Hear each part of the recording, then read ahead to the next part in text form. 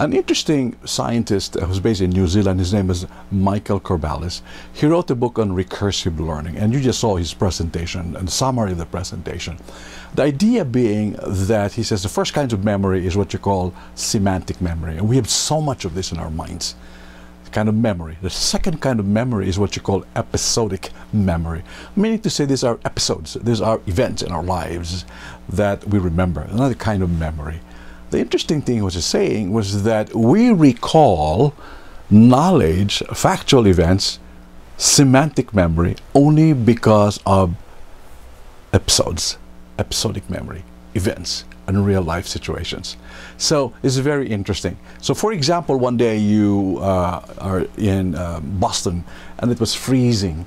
Now you know that you can open a car, right? You can always open a car and start the car, and you can open the doorknob. But in this particular morning, you're preparing for an appointment and you were just about ready. It was freezing. It was like 35 below zero.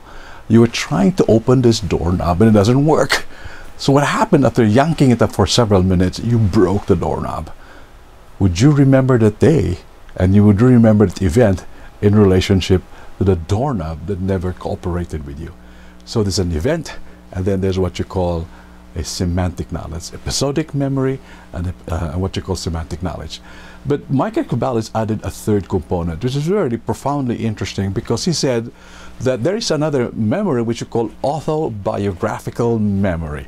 Auto-biographical memory, which means these are memories that we create ourselves once we look at the episode and we look at the event. So he's saying that people have the ability to insert themselves into existing stories. What does this really mean? It means that we never really pick up our own story. We always look at other people's story, or event stories, the books, other circumstances, and then we interpret the stories. And then we insert our own version of the stories, our own autobiographical information and knowledge of the story. Then finally, we own the story. It is now that version of owning the story that has become powerful to us. So in story-based e-learning design, these are the steps we do. We have a factual memory that we're trying to work on, and then we put in episodes, events, real-life situations, and allow the learner to come in and create their own interpretation, their own version of the story in their minds. And by the way, this happens instantaneously, and this happens all the time unconsciously. We just have to build a lesson structure to encourage the learners to have an application of recursive learning.